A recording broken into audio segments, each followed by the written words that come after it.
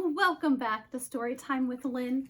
Thank you for joining me today on our Christmas special as I have the privilege of sharing with you one of my favorite Christmas stories, The Christmas Lizard, written by Cory Edwards, illustrated by Jonathan Martin. Let's get started. Charlie loved all kinds of pets, from shaggy dogs to sleepy cats. What should he get? A slippery fish or spotted frog? A parakeet or pollywog? No, Charlie wanted something different for Christmas. A lizard! What a Christmas present! A squiggly, scaly green iguana.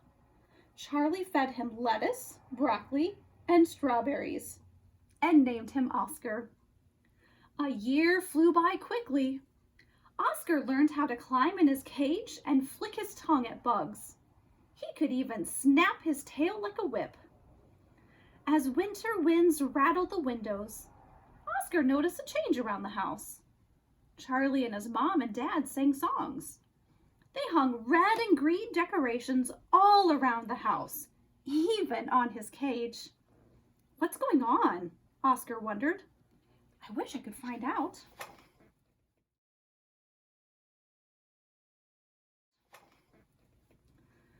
Then one night, long after everyone had gone to sleep, something happened.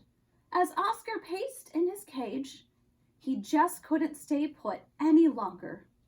With a snap of his tail, he popped the door open. He was free. And with no one stirring, it was a perfect time to explore. Oscar tiptoed across the living room carpet and spied some fuzzy stockings above him. Socks? On the fireplace? Said Oscar aloud. Has the whole family gone crazy? Then around the corner, he spotted something strange and wondrous. A tree. And not just any tree. What a glittering display! The tree branches sparkled with colored glass balls, bright decorations, and tiny lights. How on earth did a tree grow in the living room? The tree stretched all the way to the ceiling. Could he climb all the way to the top? He had to find out. On tiptoe, he finally reached the bottom branches. So up he went, up and up, around and around, higher and higher, and around and around. Soon it seemed as if Oscar wasn't in a tree at all, but a dark and winding forest. Then, around the next turn, he discovered he was not alone.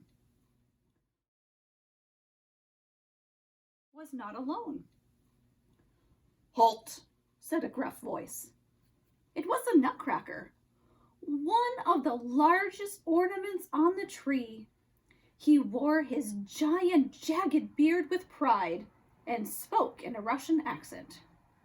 Who goes climbing at this hour? I'm sorry, said Oscar. I didn't know this tree was yours. It isn't, young comrade, the Nutcracker chuckled. A Christmas tree is for everyone. Christmas? Oscar's eyes widened. I've heard of that, but what is it? The Nutcracker laughed. Why, it's the biggest celebration of the year. There are always parties and music and lots of food. A party? For what? Oscar asked. For goodwill, peace on earth, that sort of thing. I'll show you. With a clap of his hands, 10 sugar plum fairies danced down through the branches, twirling like ballerinas. They shook jingle bells and skipped merrily around the Nutcracker and Oscar. One of them carried mistletoe. She dangled it over Oscar's head and kissed him on the cheek. Blah, said Oscar. Giggling, they danced out of sight. So that's what Christmas is? Asked Oscar. Pretty much, comrade, said the Nutcracker. And you'd best be careful if you climb any higher. A Christmas tree is full of surprises. I will, said Oscar as he waved goodbye with his tail and continued his journey. Up and up, around and around, the higher he climbed, the sweeter the sound of the tinkling bells.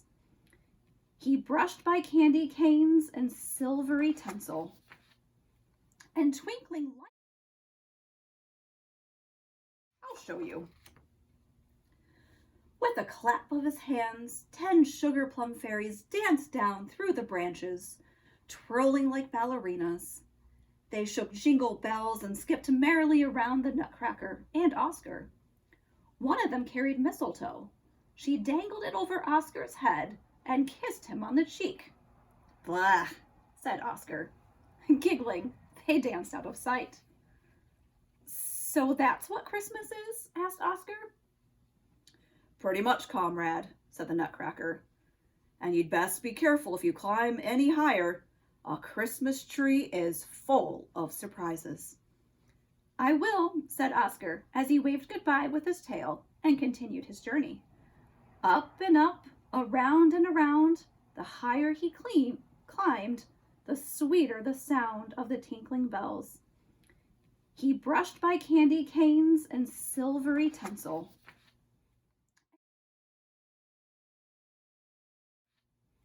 And twinkling lights. It was like another world. Yikes, a monster, Oscar yelled. Who was that lizard with the huge head? But it was just his own reflection gazing back from a great glass bulb. 2 voices giggled from behind him. Look at the alligator, one of them said, slapping his knee. He almost jumped out of his skin.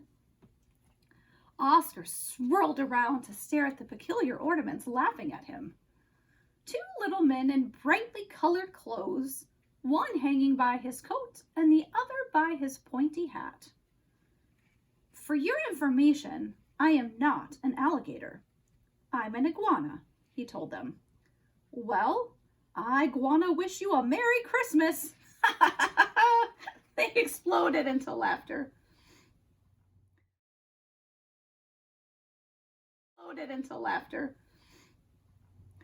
Oscar perked up. So you know about Christmas too. Of course we do, one of them said. We're elves. I'm Tink and this is Benny. We work for the fat man. Oscar wrinkled his forehead in confusion. The fat man? Yeah, said Benny. The jolly jelly belly, the big cheese, the red suit wonder. I've never heard of him, Oscar said. Is he the reason for Christmas? Tank grinned. He's Mr. Christmas, Santa Claus. He gives toys and candy to all the kids in the whole world, said Benny. Tink chimed in. And he knows who's naughty or nice and flies a red sleigh pulled by reindeer and slides down the chimney with a big sack of toys. Have you ever heard of any of this, buddy? No, said Oscar, shaking his scaly head. So Christmas is a day to have parties and get toys? You got it, said Tink. It's all about toys. Why do you think people get so happy at Christmas? It's because of all the free stuff. Oscar wasn't too sure about this or about these elves either, but he politely thanked them and continued on his way. Up and up, around and around, through the next row of branches, he could see an odd-shaped ornament made of felt and glitter and popsicle sticks. It looked old. Across the front was written 1964.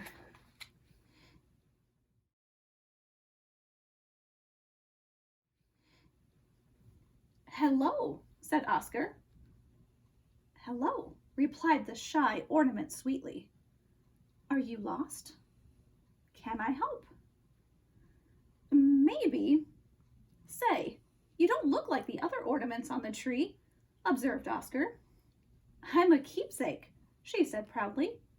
I was made with love and care by Charlie's father when he was a little boy. See? Wow. "You are old," said Oscar. "You must be wise. Can you tell me what Christmas is all about?" The keepsake smiled. "Christmas is about families and people helping other people. They give food to needy children. They take blankets and clothes to homeless people. And they donate money to churches." Oscar is really dizzy now. "But I thought everybody had parties and got free toys at Christmas."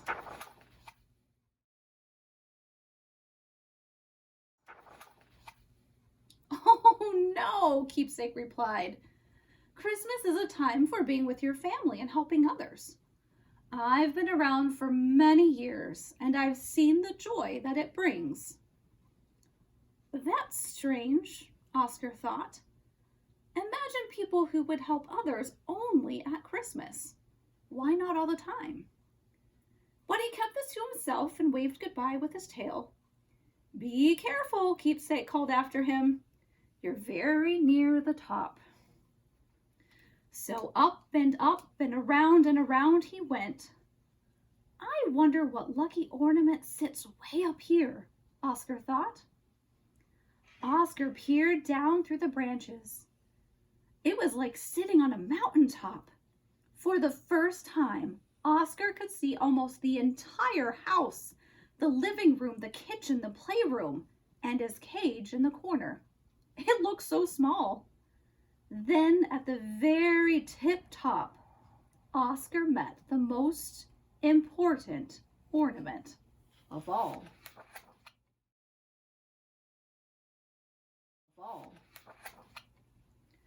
A beautiful angel.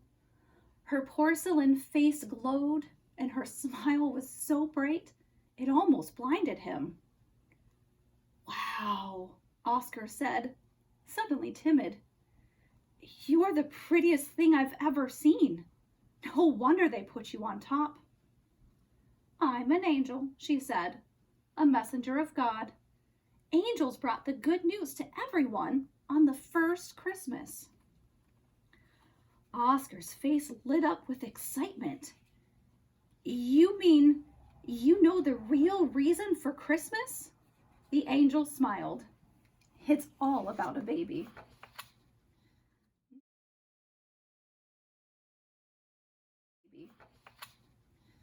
Now Oscar was so confused that his scaly little head hurt. "The Nutcracker said Christmas is for parties," he said, "for eating, singing, and dancing. Benny and Tink told me it's for getting toys from Santa Claus. And the Keepsake told me it's all about families and helping the needy and poor. Now you tell me it's about a baby? How can Christmas be all of those things?" "Those things help us celebrate," said the angel, "but they aren't the reason for Christmas. The reason isn't even here on this tree. Look over there." The angel pointed across the living room to a tiny barn set high on the mantel above the fireplace. Oscar never would have seen it if he hadn't climbed up so high. Inside the barn were tiny figures of people and animals. And in the center of them all was a baby.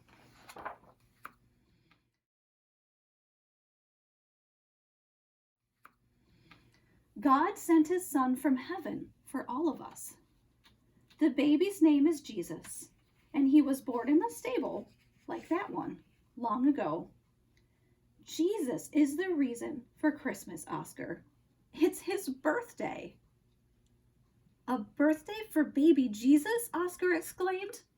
"That's why we sing and eat and give toys and presents and help each other?" "That's right," the angel said, smiling. "And the best way to celebrate Christmas is by remembering Jesus and loving others the way he loves you."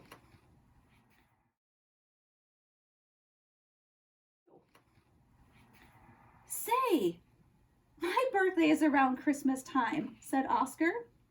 "I guess that makes me a Christmas lizard." "That it does," agreed the angel. So she tied a red ribbon around his neck as a gift. "Now it's time for you to go back home," she said. Oscar looked down and gulped. "I don't know." "Don't worry, Oscar," the angel said. "I'll help you. She hugged Oscar tightly and spread her wings.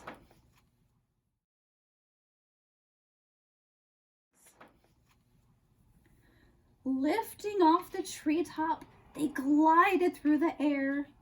Down they flew past all of Oscar's new friends. The Nutcracker gave a snappy salute, Keepsake waved goodbye, and the elves bounced on branches as they cheered for the flight. They flew past the tiny manger scene with the smiling baby inside. Christmas! What a wonderful time, and filled with so many wonderful things. They touched down gently. Oscar thanked the angel as he slipped inside his cage, and she flew back to the top of the tree.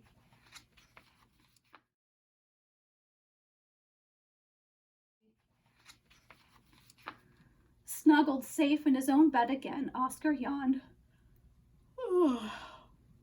Won't Charlie be surprised when he sees my new collar? Before the Christmas lizard drifted off to sleep in the moonlight glow, he looked toward the fireplace and whispered, "Happy birthday, baby Jesus. Merry Christmas and good night." The end.